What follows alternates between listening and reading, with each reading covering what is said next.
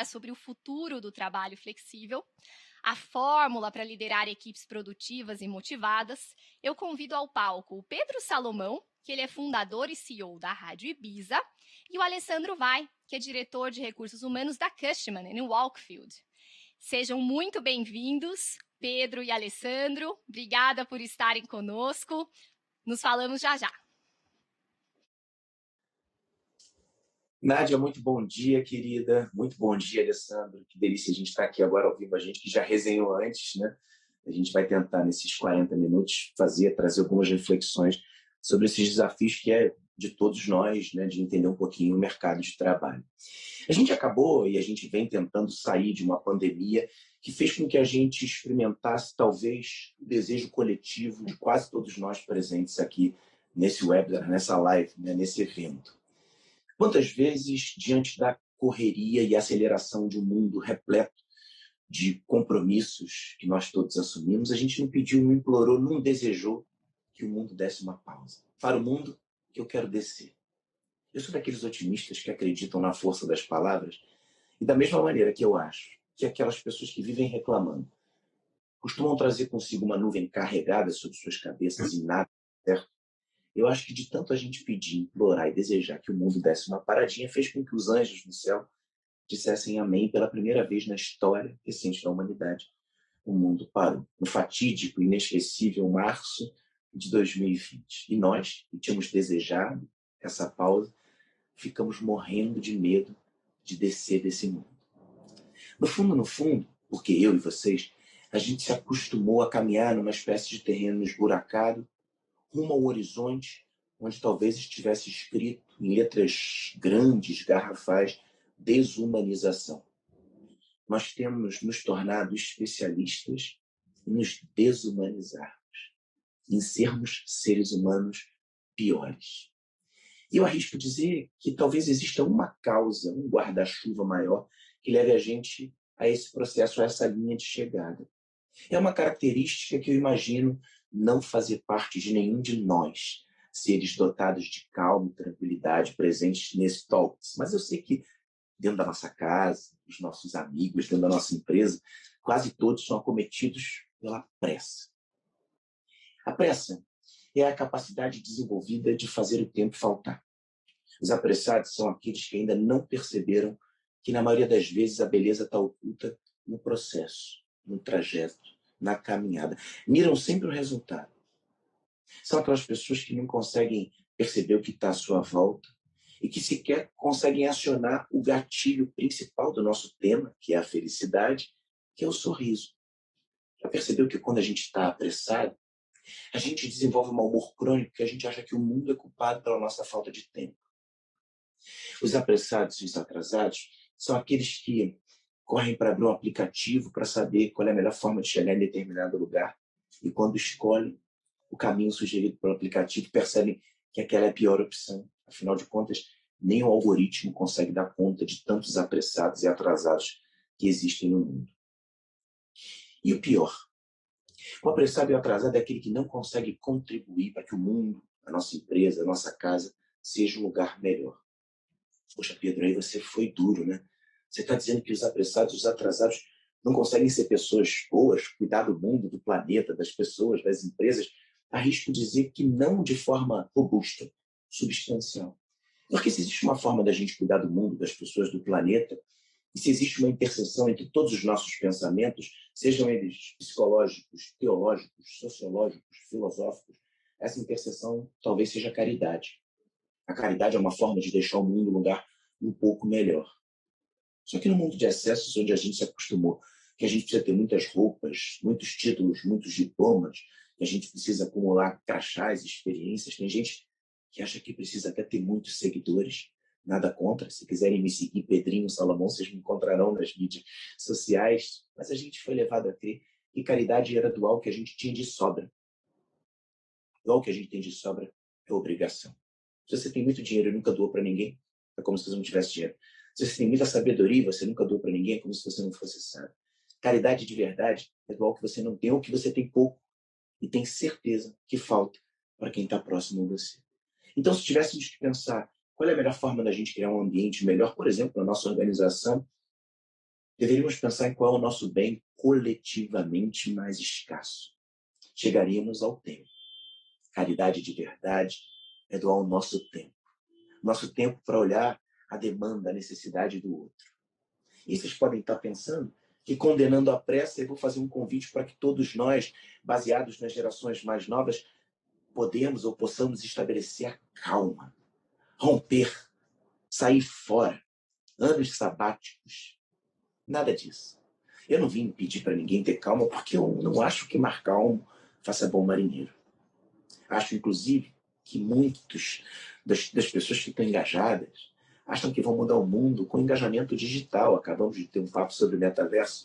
Acham que vão mudar o mundo com pensamento positivo, com frases de efeitos compartilhadas nas mídias sociais.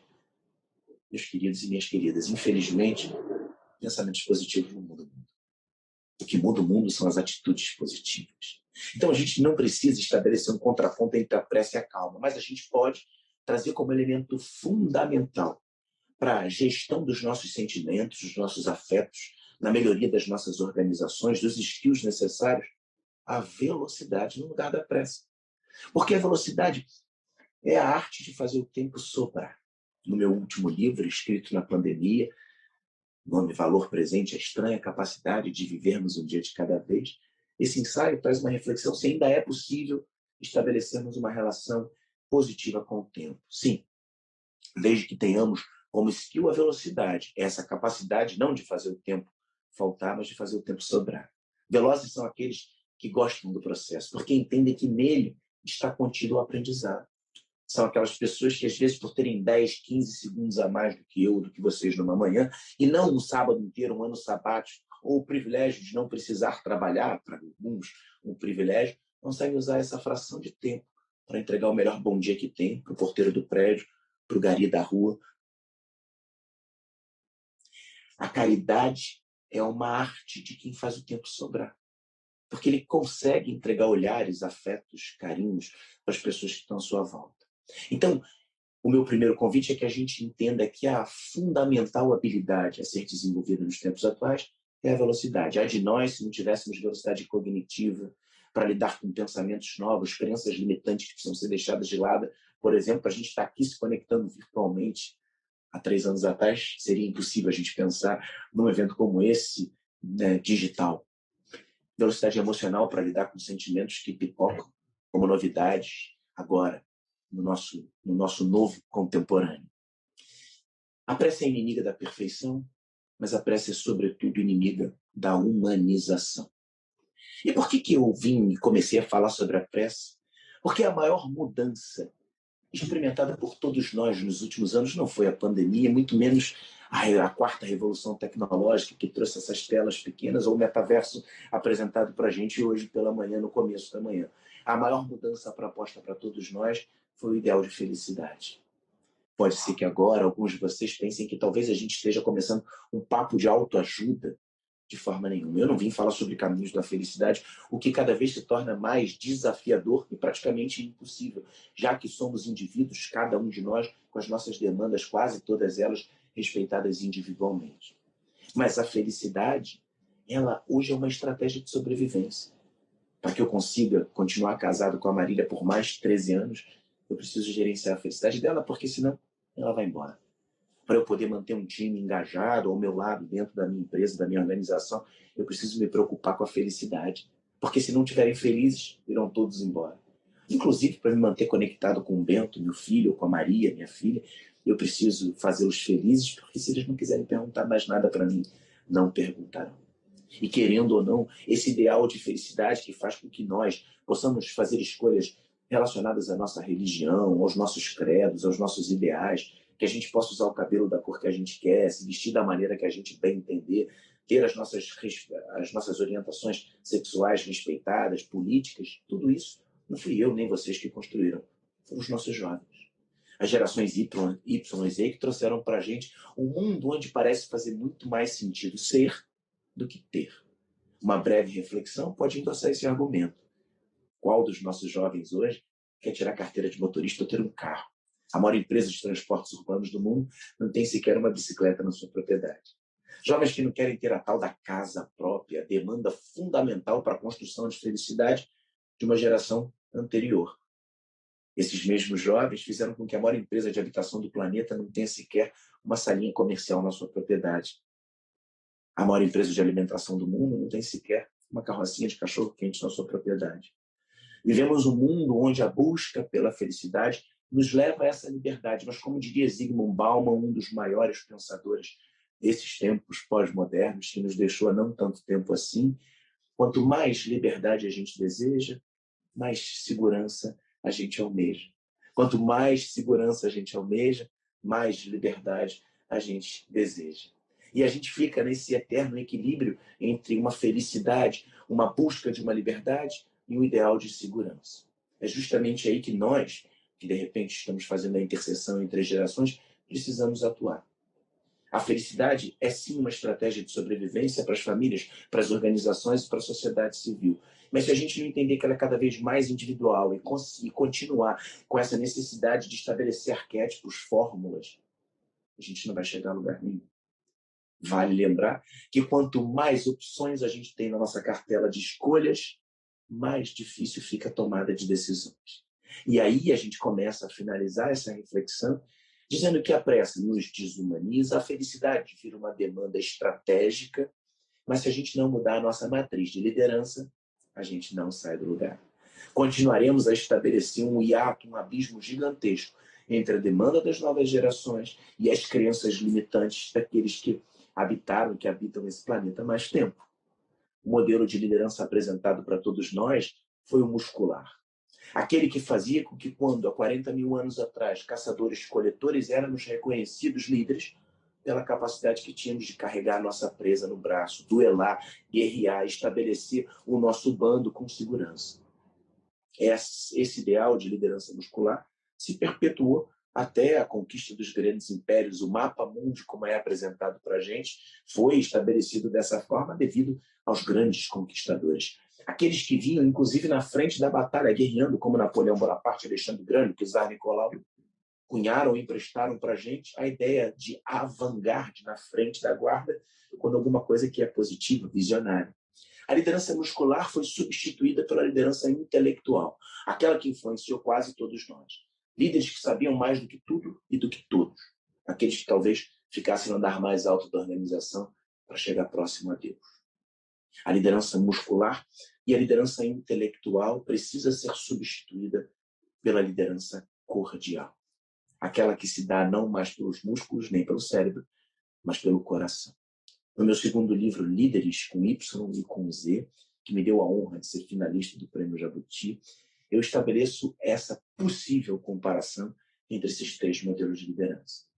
E vale ressaltar que a liderança cordial não é aquela que entrega beijos e abraços somente, mas aquela que lida com as coisas que brotam do coração, os sentimentos. Tem sido difícil para a gente perceber o quão simples pode ser liderar pessoas, times, famílias, organizações, entendendo de sentimentos.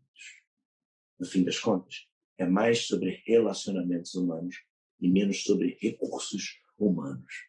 A liderança cordial poderia ser resumida em alguns sentimentos simples que parecem ficar esquecidos no mundo corporativo, como, por exemplo, a nossa capacidade de confiar. É impossível estabelecer qualquer time sem confiança. E pensem comigo, a gente confia no piloto do avião sem saber quantas horas de voo ele tem, no motorista do táxi sem saber se ele realmente tem carteira, no médico que dá um diagnóstico para a gente sem que a gente nunca tenha visto o diploma dele, mas a gente entra numa organização preparado para desconfiar daqueles que estão estabelecidos por propósito, por contrato, com um objetivo maior. A gente esquece que é fundamental de qualquer líder ter a capacidade não de ficar atrás do holofote de luz, como eu estou aqui, para ficar com uma imagem melhor para vocês, mas é papel do líder virar o holofote de luz para quem precisa ser iluminado. Se no seu objetivo fim como um líder não tiver a objetividade de criar um líder melhor do que você, você falhou. Se educando os meus filhos, eu não desejo que eles sejam seres humanos melhores do que eu, falharei como pai. Líderes são aqueles que não estão procurando as coisas que não estão funcionando, com crítica, feedback negativo. São aqueles que justamente entendem a força de um elogio. No exercício da liderança, a gente precisa gastar a maior parte do nosso tempo procurando as coisas que estão funcionando, não aquelas que não estão funcionando. Quantas vezes, quando a gente está no caminho certo, a gente não sabe que a gente está no caminho certo. e a gente precisa que alguém diga, mas quando a gente está no caminho errado, a gente sabe que a gente está errado. Líderes são aqueles que entendem que a humanização é um ponto anterior a qualquer bandeira de militância. Se eu for um ser humano bom, melhor, eu vou tratar o outro, independente das suas questões étnicas, religiosas, da mesma maneira que eu gostaria de ser tratado. E para finalizar essa nossa reflexão e abrir para sempre, fundamental e brilhante participação do Alê, eu queria dizer que a liderança cordial, aquela que se dá pelo coração, não podia deixar de lado o amor. Nós, todos, parece que gostamos de trazer como método de aprendizado a dor. Sabendo que, é claro, ela ensina, mas a gente não precisa escolhê-la, porque ela vai escolher a gente em algum momento da nossa vida. A gente vai experimentar a dor. Eu lembro que eu enterrei meu pai quando eu tinha 23 anos, e quando eu fechei o caixão do meu pai, aquela dor era só minha, não podia ser compartilhada com ninguém. Aprendi muito naquele momento. Agora, quando a gente escolhe o amor como ferramenta de aprendizagem, de ensino, ou de estarmos durante um processo contínuo de melhoria, a gente precisa participar. Ensinar um filho dando castigo, dizendo que não pode, não faça, não deva, não vá, talvez seja um pouco um encurtamento de uma experiência que, quando é substituída pela ideia do amor, a gente precisa de criatividade, de tempo, nosso bem reflexivo e real. A gente precisa de participação. Experimente ensinar alguém que precisa de aprendizado pelo amor. Você vai precisar fazer a sua doação maior, a sua maior caridade, que é o tempo. E no fim do processo, você vai aprender tanto ou mais quanto aquele que desejou o seu aprendizado. Eu lembro, para fechar essa nossa reflexão, que meus filhos têm sido os grandes professores da minha vida. Bento tem 8 anos e Maria tem 5 anos. Como é bom aprender com eles através do processo. E eu lembro que nessa pandemia que acabou de passar, ainda na 3ª semana, a gente, naquele momento em que todo mundo delegava funções dentro de casa, numa manhã como essa, gostosa, no café da manhã, meu filho fala para mim, para a mãe e para a irmã que queria mostrar o que tinha acabado de aprender. Eu falei, claro, meu filho. Ele abaixa a cabeça, levanta e solta um sonoro arroto. Aquele arroto alto foi motivo de crítica da mãe. A mãe é uma profissional de RH, como alguns de vocês, diretora de People, tema atual de recursos humanos, pragmática, objetiva, já queria que ele saísse também. Eu acendi o sinal de alerta e falei, peraí. Ele falou, papai, mamãe, eu aprendi a arrotar de 2 formas. Eu consigo arrotar puxando o ar e engolindo o ar. Eu falei, Bento, a última coisa que o papai precisava era que você fosse um especialista em arroto. Tirei ele da mesa e falei, meu filho, vem aqui. Papai vai te ensinar como é que se dá o arroto. Achei que aquela ideia brilhante de pesquisar na internet o que era o arroto faria dele desmistificar aquela ideia. 2 horas de pesquisa, piorou. Agora ele sabia que culturalmente, em alguns lugares, o arroto era permitido. A manhã seguinte, a outra, e os almoços e os jantares foram recheados de saias justas, onde eu tentava adivinhar o que ele ia fazer, dizer que ele não podia fazer, a mãe ficando cada vez mais nervosa. Eu comecei a pensar como é que eu podia fazer naquilo, e eu falei, filho, já sei. Toda vez que a gente sentar na mesa, o papai vai te avisar que você não pode arrotar. Ele falou, boa ideia. A gente sentava na mesa e eu falava, lembra, meu amor, que você não pode arrotar. Na 3ª lembrança, quando eu comecei a falar, ele falou, já sei, papai. Escapuli um pouco às vezes. Até que lá, depois de uma semana desse desafio, a mãe pé da vida, achando que eu queria consertar as coisas com amor e com afeto e que não ia dar certo naquele momento, o Bento levanta da mesa e vai no banheiro. Não acende a luz, não aperta a descarga, e eu não escuto o barulho da tábua. Tragédia anunciada. Foi fazer pipi de manhã cedo. Imagina como não deveria ter ficado no banheiro. Quando ele sai do banheiro, eu pergunto, filho, você foi no banheiro e não acendeu a luz, não apertou a descarga, não levantou a tábua. Ele, com a soberba que só as crianças têm quando sabem que estão certas, olha para mim e para a mãe e fala, mas quem disse que eu fui no banheiro fazer xixi? A mãe fala, o que você foi fazer? Ele falou, eu fui arrotar. Naquele momento eu me emocionei, porque depois de uma construção de quase uma semana, a gente tinha conseguido chegar a um lugar um pouco melhor. O Bento passa correndo, passa andando pela mãe, olhando para a cara dela, me dá um abraço, olha por cima do ombro e fala, através do amor e do afeto, a gente conseguiu. A mãe dá aquela batida na mesa, quase quebra todas as louças e fala, não aguento mais essa ideia de amor e de afeto. Mas aquela emoção simbólica e singela fez com que eu parasse para pensar que foi muito mais gostoso participar desse processo junto com ele, tendo que usar a criatividade, a paciência, a espera, para que nós dois, no fim, pudéssemos aprender. Que fique a mensagem que a gente pode e deve trazer o amor como ferramenta fundamental de aprendizagem, entendendo que para ensinar através do amor, a gente precisa do tempo. que a gente possa fazer belas conexões entre o que cada uma geração possa dar para a gente construir ambientes melhores.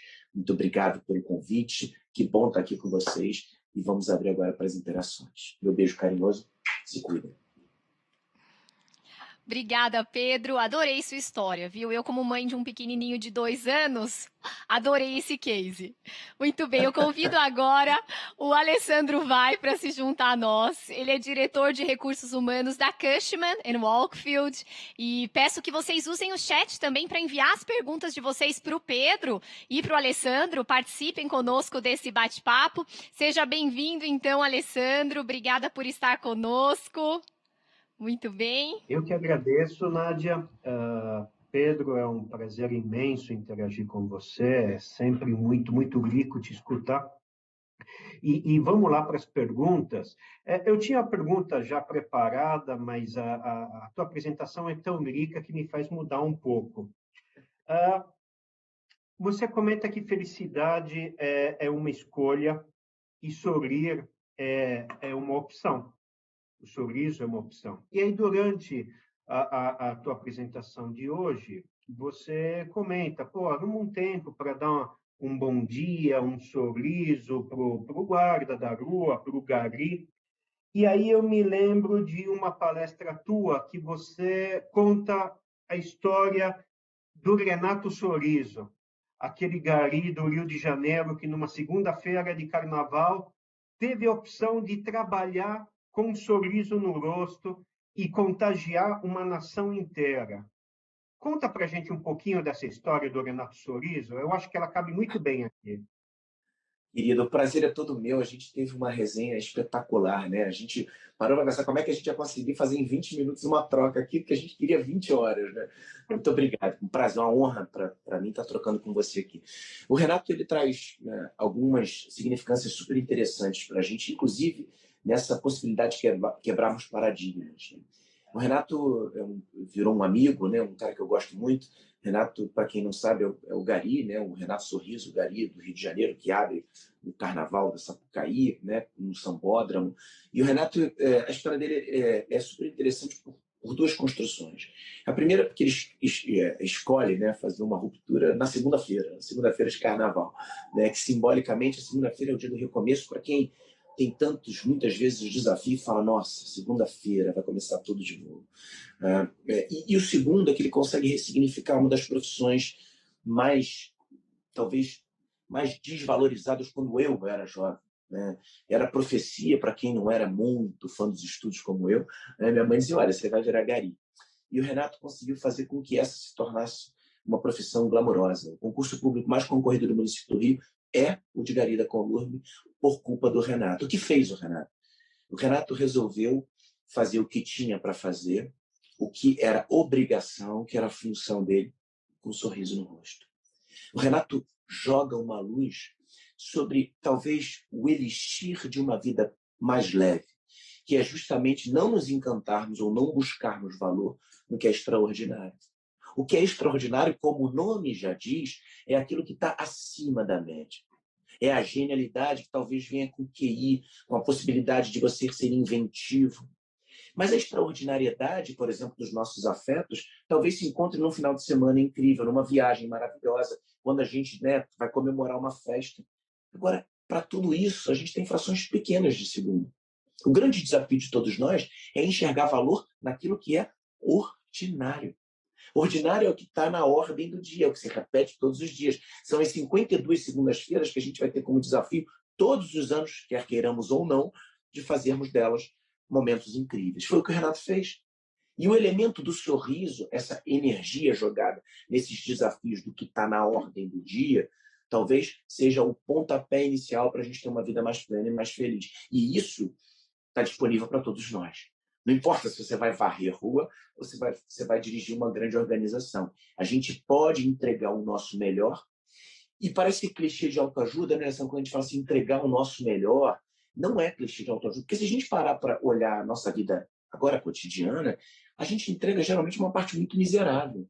Numa relação afetiva, para a gente sair do mundo corporativo, é comum a gente reclamar dos nossos casamentos, né? Dos nossos namoros, dos nossos afetos amorosos, mas quando a gente vai ver, a gente entrega muito pouco. Tá? Quantas vezes a gente está ali dentro de casa e a gente não bota sequer, né, um perfume, uma roupa bonita, né? Ou a gente não troca uma informação. Quer dizer, a gente vai entregando o que a gente tem de miserável e a gente espera receber o que do outro? A miséria. Da miséria não brota nada. Agora, quando a gente tem uma boa semente, a gente não precisa esperar e não deve esperar o terreno fértil. A gente joga a semente para ver se ela germina. Porque quando a semente é boa, ela germina até no asfalto. Legal, muito bom, Pedro. E vamos lá para algumas perguntas do chat. A Paula Cordeiro pergunta: gostaria de saber qual a sua visão sobre um tema que está super em alta, o quiet quitting, a desistência silenciosa. Dá para você falar um pouquinho de como você vê esse tema? Paula, querida, obrigado. A sua pergunta é espetacular, porque é o tema da semana, né? Acho que é o tema do dia, está todo mundo falando sobre isso. Eu acho que a gente tem romantizado muitas questões, Paula e nossos amigos todos aqui presentes, e a gente tem tentado colocar as coisas dentro das suas caixinhas, quando muitas coisas não devem ser colocadas nas suas caixinhas. Eu acho que o que a gente está fazendo é puxar a corda sempre para um dos lados, esquecendo que talvez o caminho ideal seja justamente, como diria Samuel Hahnemann, o pai da homeopatia, o equilíbrio, a dose certa. Quando a gente, né, a diferença entre o remédio e o veneno é a dose. Se você pegar um remédio, né, e tomar uma dose excessiva, você vai transformar em veneno. É o que a gente tem feito com a ideia macro de vulnerabilidade que está por trás, né, desse movimento que virou um movimento global.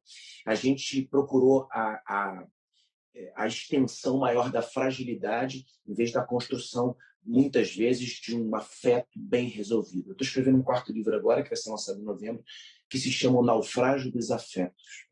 E talvez, num primeiro momento, quando a gente pensa em naufrágio dos afetos, a gente está falando da tristeza. Eu estou falando do naufrágio de todos os afetos alegres e os afetos tristes. Vivemos uma espécie, Paula, de analgesia coletiva. Todos estamos anestesiados. E a gente pode pensar que se a gente tem uma dor, a gente imediatamente toma um remédio. Seja para uma dor muscular, seja para uma impotência, seja para uma queda de cabelo. Agora, se a gente está feliz, a gente também boicota essa felicidade. Se a gente está num evento, como ontem, por exemplo, eu estava assistindo o jogo do meu time do Flamengo com meu filho no estádio, e a quantidade de pessoas que estavam ali tentando filmar, diagramar, postar enquanto o jogo estava acontecendo. A gente não aceita sequer essa felicidade. Vivemos todos anestesiados. É o que esse novo movimento tem feito. A ideia de que nessa analgesia, nessa vida de zumbi, em algum momento você se desacopla, se desconecte. Eu não acredito nesse tipo de movimento. Inclusive, eu acho que o que é necessário nos tempos atuais é a gente mostrar para muitas pessoas, não só para os nossos jovens, que a gente precisa de força.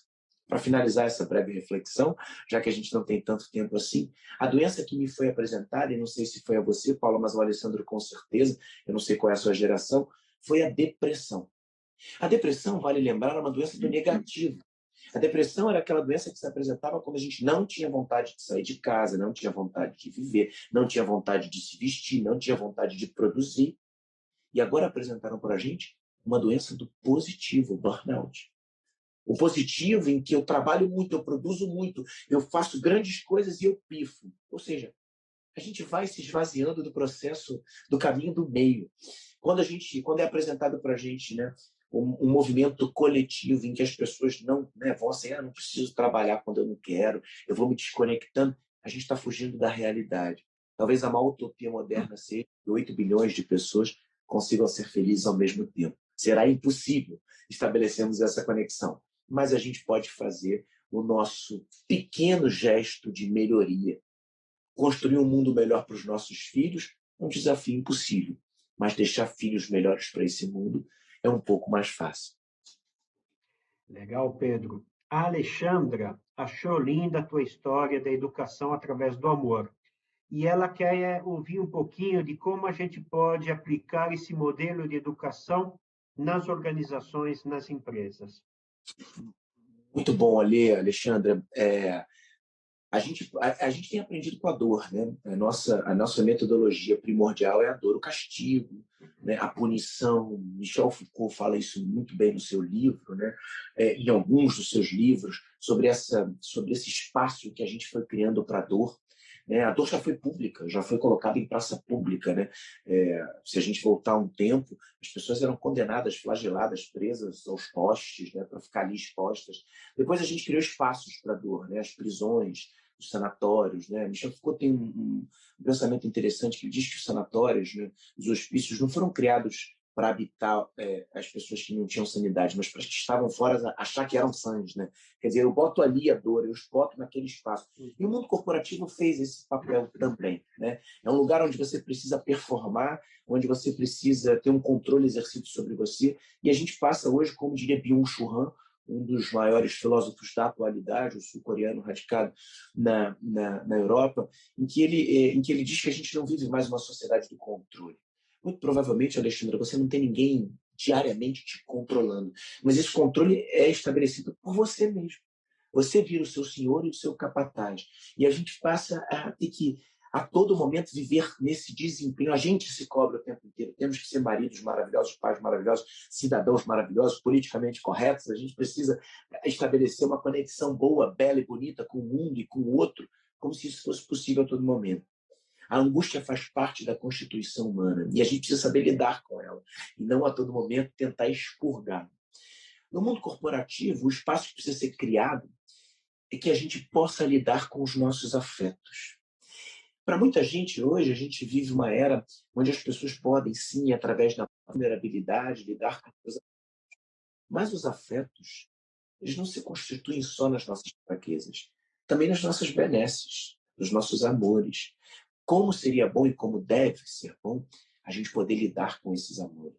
No mundo corporativo, a gente tem tido muita dificuldade de conseguir incluir os elementos sentimentais na nossa gestão diária. Afinal de contas, a gente ainda precisa, e que bom, bater metas. Poucas coisas no mundo dignificam tanto o homem, o ser humano, quanto o trabalho, já dizia Gonzaguinha. Um homem se humilha, se castra aos seus sonhos, seu sonho é sua vida, e a vida é o trabalho, e sem o seu trabalho o homem não tem honra, sem a sua honra se morre e se mata, não dá para ser feliz, não dá para ser feliz. Gonzaguinha conseguiu resumir muito bem que a gente precisa, inclusive, do trabalho para ser feliz. Mas o elemento do amor pode ser colocado quando a gente lida com os sentimentos. Por exemplo, a ideia da oratória, em que nós, no exercício de liderança, a gente precisa falar muito. A gente precisa fazer curso de escutatória, porque a gente não escuta mais ninguém. A gente pode e deve entender que a mente de principiante, um item fundamental das nossas crianças, precisa estar dentro da nossa cabeça. A gente precisa ter mente de principiante o tempo inteiro para se reconstruir nesse mundo que não para de se reinventar. Muita gente culpa a tecnologia, a quarta revolução tecnológica, por nós nos desumanizarmos, mas eu acho que a tecnologia só ajudou. A gente está podendo fazer esse encontro aqui agora.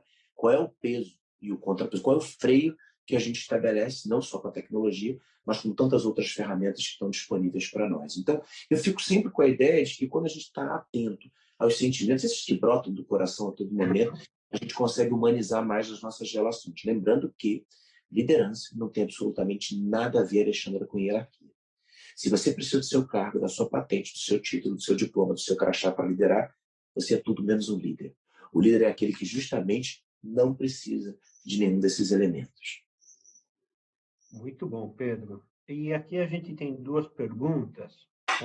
O Gerson, ele nos lembra que o tema da saúde mental é muito importante hoje em dia, e ele pergunta o que a gente pode fazer de uma maneira pragmática sobre esse tema dentro da organização.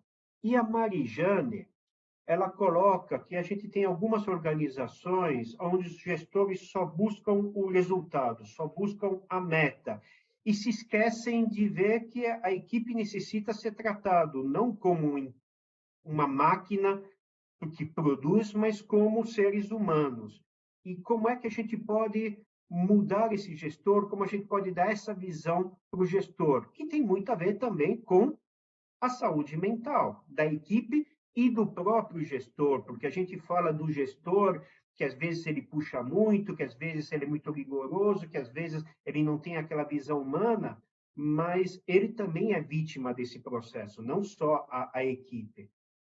E aí, como é que a gente responde para o Gerson e para a Marigiane?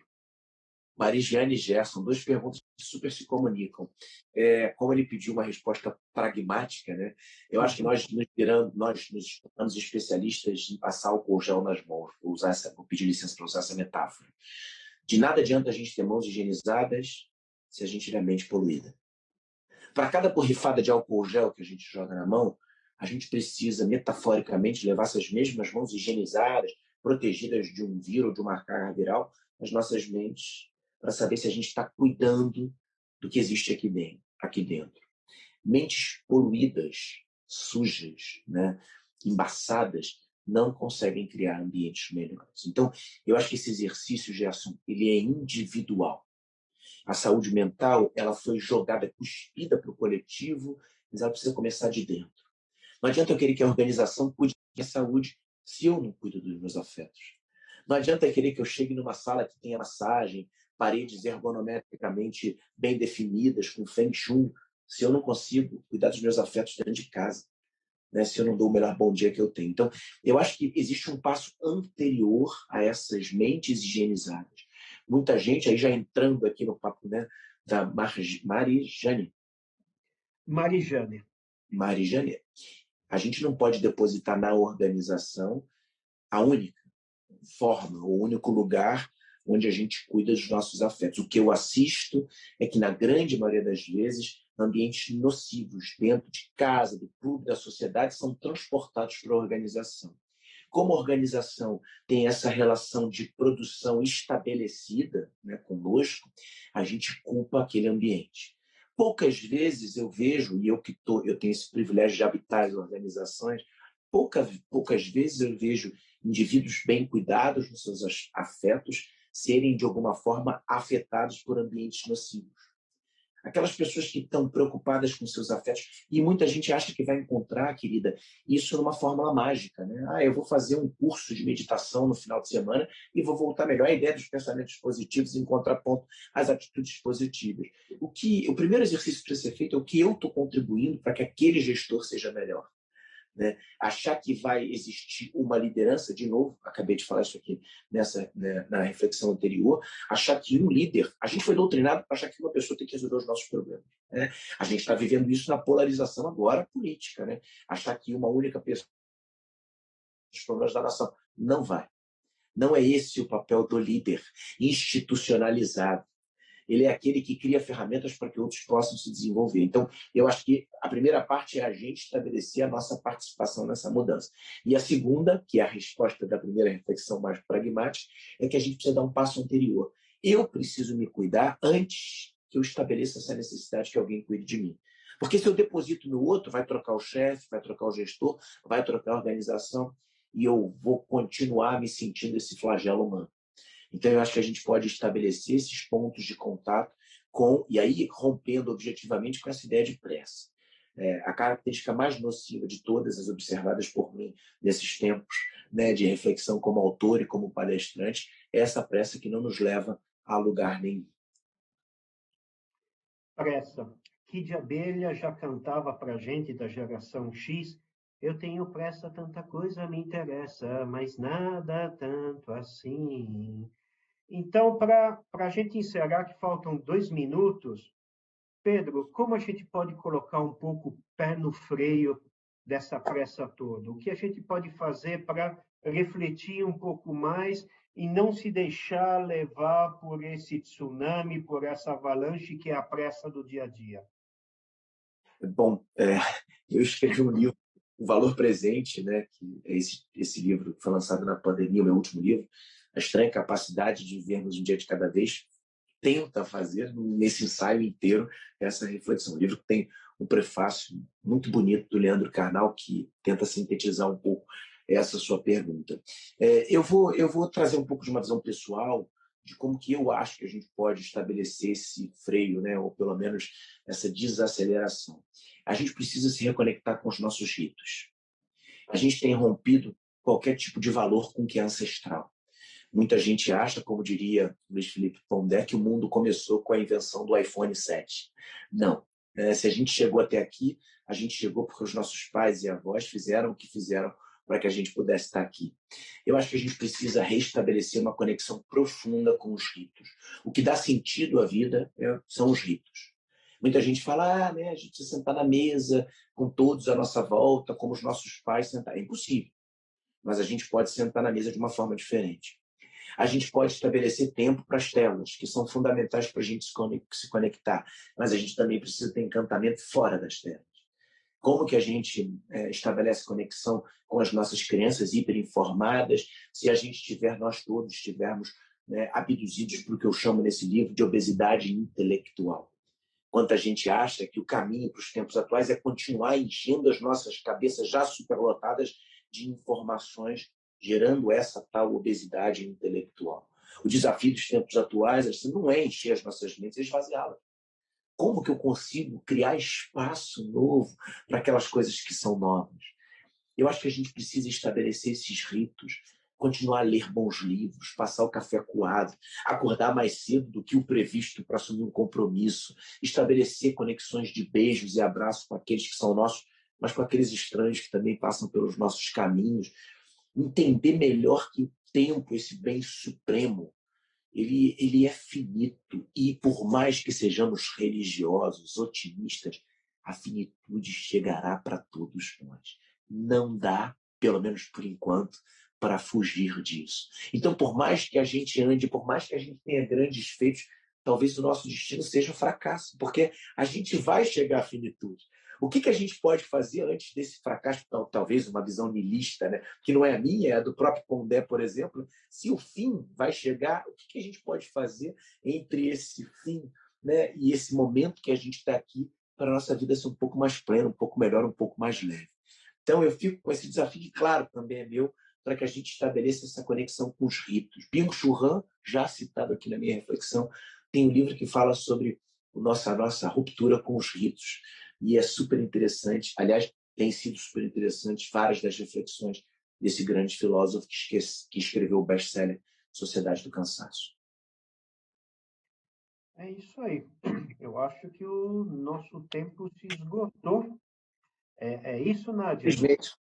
Isso. Infelizmente. Se quiser, Alessandro, fazer suas considerações finais também, por favor, fique à vontade. Olha, depois de tantos ensinamentos, de tantas trocas de ideias, a minha consideração final só pode ser um sorriso de agradecimento.